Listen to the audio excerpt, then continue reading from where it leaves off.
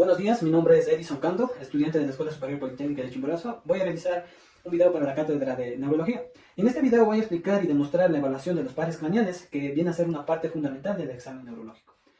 Los pares craneales son 12 nervios que nacen directamente del encéfalo y del tronco encefálico, las cuales se van a encargar del control de funciones motoras, sensitivas y autonómicas, principalmente en la cabeza y el cuello.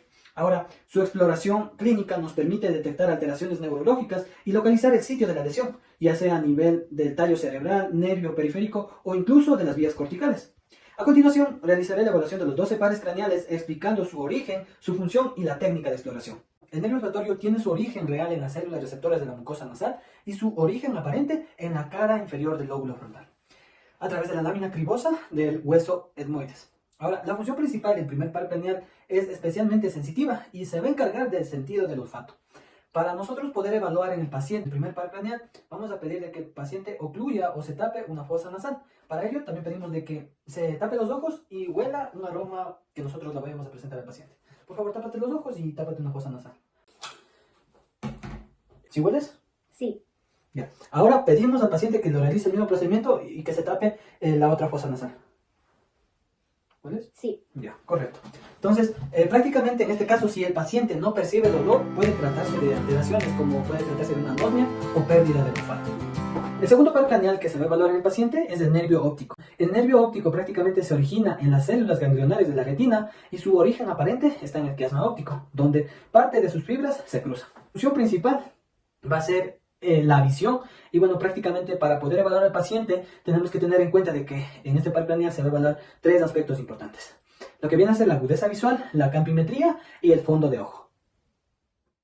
La agudeza visual se puede evaluar mediante la utilización de una cartilla de Snellen, en donde se recomienda colocar a una distancia prudente del paciente, que viene a ser de 1.8 metros de distancia.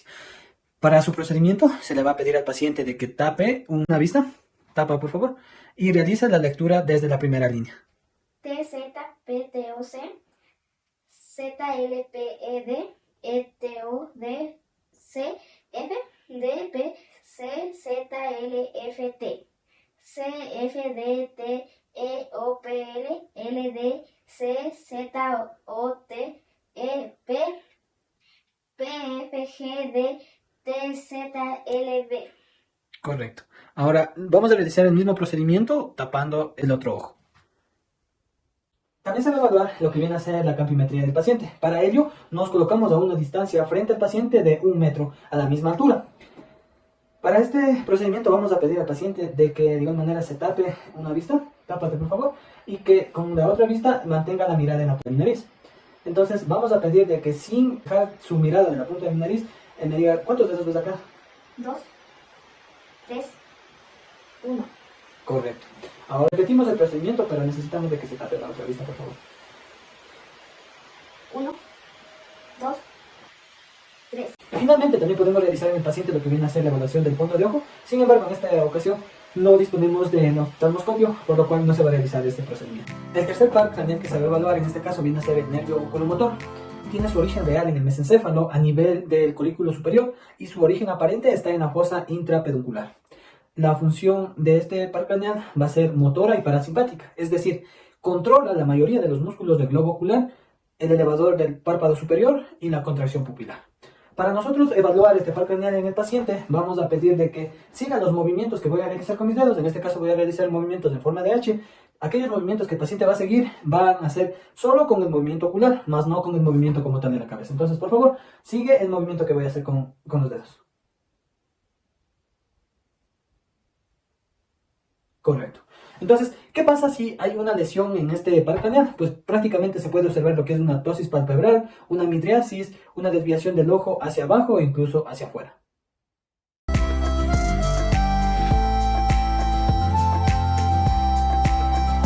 El cuarto nervio o par craneal que se va a evaluar en este caso viene a ser el nervio troclear. El origen real de este nervio prácticamente va a ser en el núcleo del nervio troclear, situado en el mesencéfalo a nivel del colículo inferior. Prácticamente va a ser el único par craneal que emerge de la cara posterior del tronco encefálico y sus fibras se van a decusar completamente antes de salir.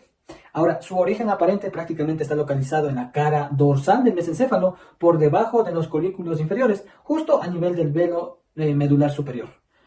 en cuanto a la función principal de este par craneal, es que es motora e inerva los músculos oblicuo superior que dirige el ojo hacia abajo y hacia adentro. Ahora, para nosotros poder evaluar este par craneal del paciente, vamos a pedirle al paciente de que se tape un ojo y con el otro ojo va a mirar, solo con el ojo va a realizar movimientos de lo que son hacia adentro y hacia abajo. Correcto. Ahora, en cuanto al paciente, si es que presenta alguna dificultad, podemos hablar de que tiene una diplopía vertical o a su vez puede existir como tal una parálisis del cuarto par craneal. A continuación tenemos el quinto par craneal, que viene a ser el nervio trigémino. Bueno, el nervio trigémino prácticamente tiene su origen real en lo que viene a ser la protuberancia, pero su origen aparente está en la cara anterolateral del puente. Es importante mencionar de que este va a ser un nervio mixto y en su parte sensitiva va a recoger la sensibilidad de la cara, de las mucosas nasales y los 3/3 anteriores de la lengua. Y en su parte motora va a inervar lo que son los músculos masticadores. Entonces, para poder evaluar al paciente, en primera instancia tenemos que evaluar lo que es la parte sensitiva y para ello vamos a pedir al paciente que se cierre, que se cierre los ojos. Y bueno, nosotros con un algodón o un alfiler vamos a tocar como tal las ramas del trigémino, que viene a ser la oftálmica, la maxilar y la mandibular. Y preguntar al paciente si es que tiene la sensibilidad o la sensación de que lo estamos tocando. Por favor, tapa los ojos. Me avisa si sientes que te estoy tocando ya. Sí. ¿Correcto? Sí. Sí. Correcto. Y realizamos el mismo procedimiento al otro lado. Sí. ¿Ahora? Sí. ¿Ahora? Sí. Correcto. Entonces eso por una parte. Ahora, para evaluar como tal la parte motora, vamos a pedir al paciente de que por favor apriete los dientes y nosotros vamos a realizar la palpación de lo que son músculos maceteros y los músculos temporales. Por favor, aprieta los dientes. Correcto. Aprieta. Muy bien. Entonces prácticamente consiste en eso.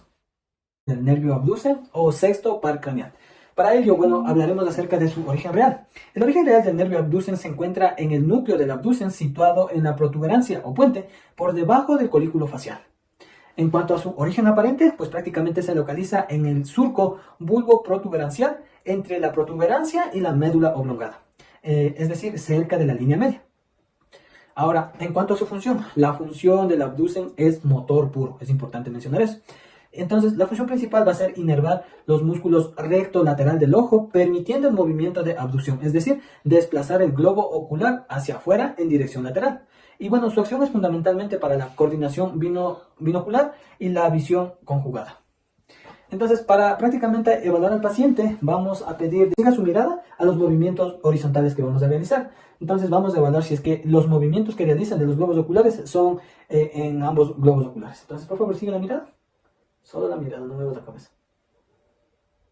Correcto.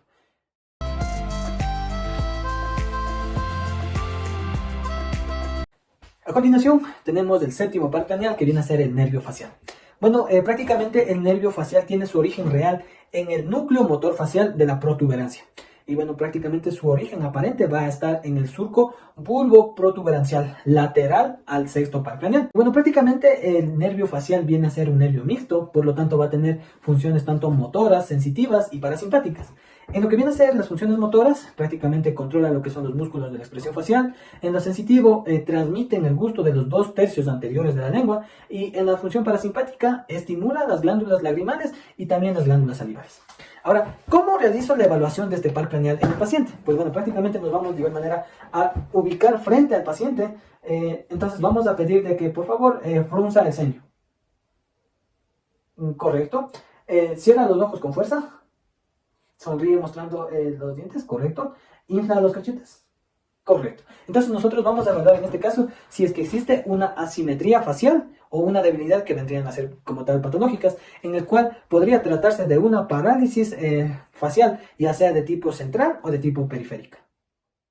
Ahora tenemos el nervio vestíbulo coclear u octavo par craneal. En este caso, prácticamente el origen real de este nervio va a ser en los núcleos cocleares anterior y posterior y núcleos vestibulares superior, medial, lateral e inferior, las cuales van a estar ubicadas en la protuberancia y en el bulbo raquídeo y van a recibir información auditiva y del equilibrio desde el oído interno. El origen aparente de este par craneal va a ser en el ángulo pontocerebeloso entre la protuberancia, el bulbo y el cerebelo. La función es que prácticamente va a ser sensitiva puro, es decir, transmite impulsos que van a estar relacionados con la audición y el equilibrio. Ahora, para nosotros poder evaluar al paciente, vamos a realizar algunas pruebas, como es la prueba de Rinne, la prueba de Weber y la prueba de Romer. En cuanto a la audición, para nosotros vamos a ayudarnos del diapasón. Entonces, la prueba de línea va a consistir en colocar el diapasón en la apófisis mastoides y luego cerca del oído para preguntar al paciente o para confirmar si es que percibe el sonido del diapasón. Entonces, por favor, me avisas hasta qué hora, o sea, si percibes el sonido y hasta qué momento percibes, ¿ya? ¿Sí escuchas? Sí. Me avisas cuando dejes de escuchar.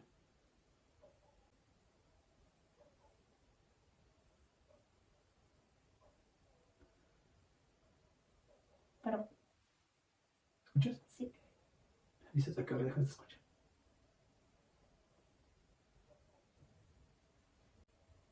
Pero, Muy bien. Este procedimiento se va a repetir nuevamente en el otro lado de la apófisis mastoides. Eso consiste en la prueba de Rin. Ahora, la prueba de Weber va a consistir de colocar el diapasón en el centro de la frente del paciente. Entonces, por favor, te voy a colocar ahora en la frente y me vas a decir a qué lado escuchas, ya sea a la izquierda, derecha o a ambos lados por igual. ambos lados por igual. Ya, me avisas a qué hora dejas de escuchar, ¿ya? Ya. Pero, Muy bien. Entonces, bueno, prácticamente consiste en eso, ¿no? De la ayuda, no olvidarnos en este caso de que es importante la ayuda del diapasón. Ahora, con esa prueba evaluamos lo que es la audición del paciente. También habíamos mencionado de que acá se evalúa lo que es el equilibrio. Entonces, para ello podemos hacer uso de lo que son las maniobras Romberg. Vamos a hacer el Romberg simple para evaluar el equilibrio del paciente. Por favor, párate, abre los brazos. Correcto. Estamos ahorita en un Romberg simple. Vamos a hacer el sensibilizado. Cierra los ojos, por favor, y mantente ahí parado. Correcto, entonces vemos que el paciente se mantiene prácticamente estable. Ahora, si hay una desviación del sonido o pérdida auditiva, pues prácticamente puede existir una lesión coclear o del nervio, o también cuando nosotros vemos alteraciones en el equilibrio en la prueba de Romberg que acabamos de realizar, pues prácticamente podemos ya sospechar de un daño como tal en el nervio vestíbulo coclear. Tenemos el nervio glosofaringeo o noveno par craneal. En este caso, el origen real de este par craneal va a estar en el bulbo raquídeo a partir de los tres núcleos, ¿no? Tanto el ambiguo, el salival inferior y el núcleo del tracto solitario. Ahora, el origen aparente de este par craneal va a estar en el surco retroolivar, es decir, entre la oliva y el pedúnculo cerebeloso inferior. Bueno, prácticamente en cuanto a la función, es de que va a ser un nervio mixto y va a tener funciones tanto sensitivas, motoras y parasimpáticas. En cuanto a las funciones sensitivas, tenemos el gusto del tercio posterior de la lengua y la sensibilidad de la faringe. En cuanto a la función motora, vamos a tener en cuanto a la inervación del músculo estilofaringeo. El parasimpático, la función de la glándula parótida. Ahora, para poder evaluar al paciente, vamos prácticamente a pedir que el paciente abra la boca y diga A. A ver, de nuevo. Correcto. En este caso nosotros vamos a evaluar el movimiento de la úvula y vamos a ver el movimiento del paladar blando. También vamos a evaluar como tal el reflejo nauseoso. Para ello vamos a utilizar un bajalengua y vamos a tocar la pared faríngea y de esta manera vamos a provocar lo que es el reflejo nauseoso. Entonces, por favor, abre. Correcto. Entonces, en este caso, si es que el paciente no tuviese como tal el movimiento de la úvula o a su vez no presentase el reflejo nauseoso, pues prácticamente pudiese existir una lesión del noveno par craneal. Ahora llegamos al nervio vago o décimo par craneal. Bueno, el origen real de este par craneal va a ser en el bulbo raquídeo de los núcleos ambiguo, dorsal del vago y del tracto solitario. En cuanto a su origen aparente, pues prácticamente se va a ubicar en lo que es el surco retroolivar, justo por debajo del glosofaringeo y por encima del nervio accesorio. Van a tener funciones mixtas de este par craneal, por lo tanto van a controlar los músculos de la faringe, de la laringe, el paladar, van a regular lo que es la frecuencia cardíaca y la función digestiva, y también van a transmitir lo que es la sensibilidad visceral y el gusto epiglótico. Para la evaluación de este par craneal nos sirve igual la evaluación del anterior par craneal que se realizó, lo que es el noveno par craneal, en donde se evalúa lo que es la elevación del velo del paladar, la úvula, también el reflejo nauseoso. Y bueno, lo que se va a agregar acá prácticamente es evaluar lo que es la fonación del paciente. Es decir, si el paciente presenta una voz ronca, que puede ser de una causa neurogénica, pues prácticamente nos indica como tal una lesión del décimo par craneal. El nervio accesorio o también el onceavo par craneal. En este caso, el origen real de este par craneal es de que tiene dos raíces, ¿no? Una raíz vulvar y otra raíz espinal. La raíz vulvar, pues prácticamente va a surgir, o su origen real va a ser del núcleo ambiguo en el bulbo raquídeo. Y la raíz espinal, pues prácticamente proviene de las neuronas del asta anterior de la médula espinal cervical, C1 a C5. El origen aparente, pues prácticamente va a ser la raíz vulvar emerge del surco retroolivar y la espinal de la médula cervical, ascendiendo por el foramen magno para unirse y salir por el agujero yugular. la función de este par craneal prácticamente va a ser la inervación de dos músculos importantes, que es el esternocleidomastoideo y el trapecio, permitiendo pues prácticamente girar la cabeza y elevar los hombros. Ahora, la evaluación de este par craneal en el paciente, se va a pedir al paciente de que gire la cabeza en contra de resistencia, es decir, nosotros vamos a aplicar una fuerza de resistencia de este lado y pedimos que gire la cabeza. ¿Gira la cabeza? Correcto, vemos que el paciente sí tiene fuerza muscular. De igual manera lo realiza para el otro lado. Entonces, con eso evaluaríamos lo que es el músculo esternocleidomastoideo. Ahora, para la evaluación del músculo trapecio, pedimos al paciente que eleve los hombros y nosotros vamos de igual manera a aplicar una fuerza de resistencia. ¿Eleva los hombros? Correcto, otra vez. Muy bien, entonces constatamos de que el paciente sí tiene fuerza muscular. Ahora, si el paciente presentara una debilidad al realizar estos movimientos, pues prácticamente sería un indicativo de que existe una lesión del onceavo par craneal.